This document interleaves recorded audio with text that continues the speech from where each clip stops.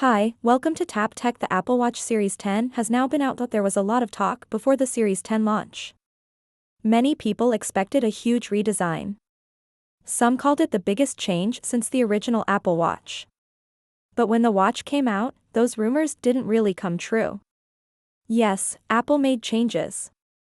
Yes, there are improvements.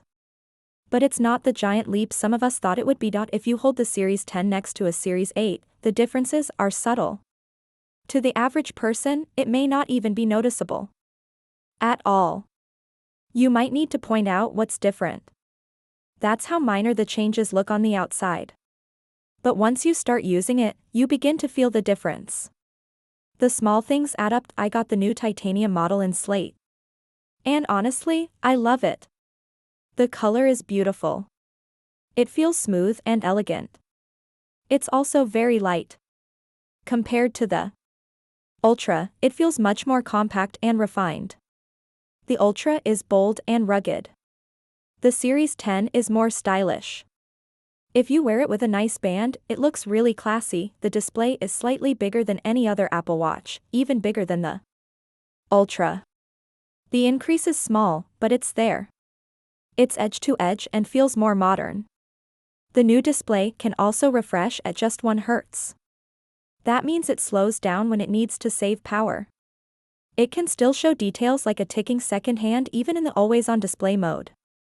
It's clear, bright, and sharp. The screen is also easier to see at different angles. You don't need to raise your wrist to read the time or notifications. You can glance down, even if your arm is resting.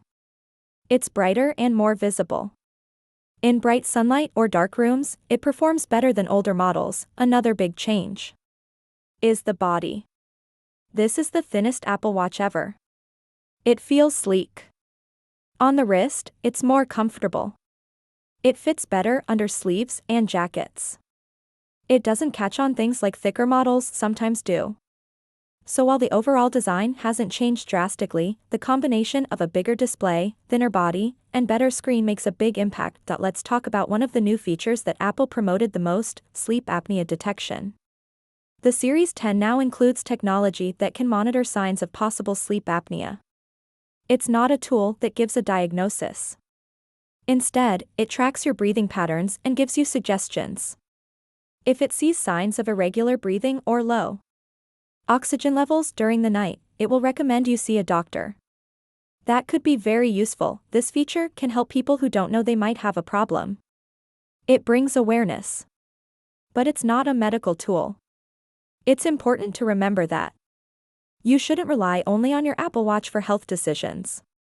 If you feel something is wrong, go see a doctor. To make this feature work properly, you need to wear the watch while you sleep for about 28 days. I tried doing this. But to be honest, I found it uncomfortable. I tend to move around in my sleep. At night, I sometimes place my hand near my face, and the watch would press into my eye. After a few nights, I had small scratches. That was a deal breaker for me. I stopped using it during sleep. I value my sleep too much to deal with discomfort. Still, I know this feature might be very useful for others.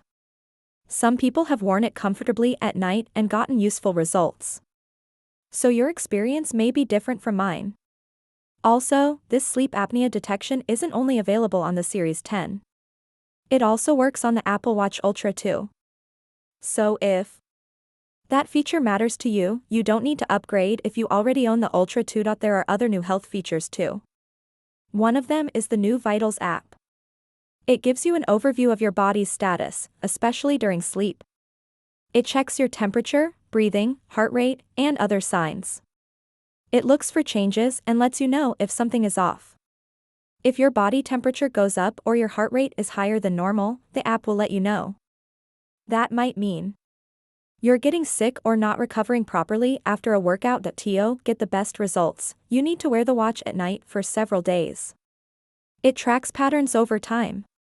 That way, it knows what's normal for you.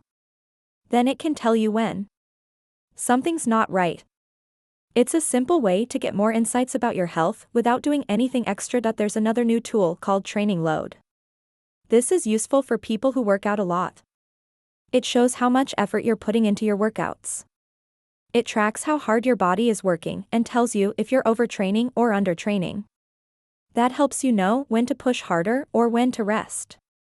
You can compare it with the data in the Vitals app to get a full picture of your fitness and recovery. Training load is something that serious athletes will appreciate. But even if you're just doing light workouts, it's helpful. It tells you if you're being consistent. It also helps prevent injuries by warning you when your body is under too much stress. Now here's a fun little update. Your Apple Watch can now play music or podcasts through its built-in speaker. You don't need headphones or your phone. It's not the loudest speaker, of course, but it works. If you're getting ready in the morning or doing chores and want some background noise, this can come in handy. Apple also added the ability to pause your fitness rings. This is something users have been asking for. Let's say you have a long workout streak, maybe 300 days in a row. Then you get sick and miss one day. Before, your whole streak was gone. Now, you can pause the rings, and your progress is saved. You can pick up where you left off when you feel better. It's a small feature, but it means a lot to dedicated users. But there's also an update to the Photos Watch face. It now uses smarter tools to find the best photos from your library. It looks at framing, lighting, and composition. Then it picks images that work best on your watch face. It's a simple way to personalize your watch without doing any extra work. Smart Stack has also improved. It now supports live activities. This means you can get updates on sports, deliveries, or other real-time events. During last year's baseball playoffs, I got updates right on my wrist. I knew every time my team scored. That was both fun and frustrating, depending on how the game went. But still, it was nice to stay in the loop without checking my phone. So, with all these features, who is the Series 10 for? If you have an older watch, like the Series 7 or earlier, this is a great upgrade. You'll get a bigger screen, better battery, faster performance, and all the new health features. If you care about style and comfort, the Series 10 is a solid pick. But what if you already have the Apple Watch Ultra or Ultra 2? Then the answer is less clear. For me, the Ultra 2 is still my top choice. Why? Battery life. The Ultra 2 is the battery king. It lasts longer than any other Apple Watch. I don't need to charge it every night. That makes it perfect for longer activities. Especially for outdoor workouts, hiking, or golf. I've been golfing a lot recently. I use apps like GolfShot to track my swings. I also use GPS to measure distances on the course. With the Series 10, the battery was almost dead by the end of a round. But the Ultra 2 still had plenty of charge left. That's a big difference. If you only do light workouts or use the watch for basic things, the Series 10 will be fine. But if you rely on the watch all day for heavy use, the Ultra 2 wins. So, which one should you get? If you want the best battery and a rugged design, go with the Ultra 2. If you want a thinner, more stylish look, the Series 10 is a great option. Both are powerful. Both are full of features. It just depends on what matters most to you. Now before we wrap up, let's talk about something fun: golf clubs. As I mentioned, I've been spending more time on the course lately. And that's because I got a new set of custom-fit clubs from PXG. PXG makes high-end golf equipment. These are the best clubs I've ever used. I went in for a custom fitting. It took about 90 minutes. I hit shots with my old clubs. Then I tried the PXG clubs.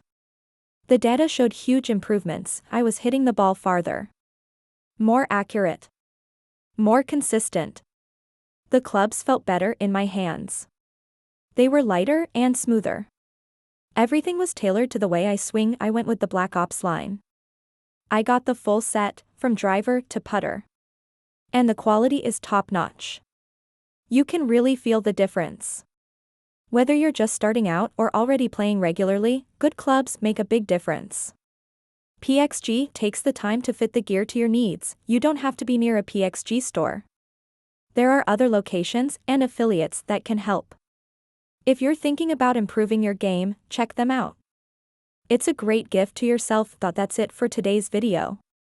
Thanks for watching. I hope this helped you learn more about the Series 10 and how it compares to the Ultra 2.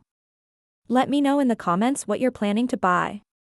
I'll be reading every reply. Don't forget to like and subscribe. I'll see you again soon here on Tap Tech.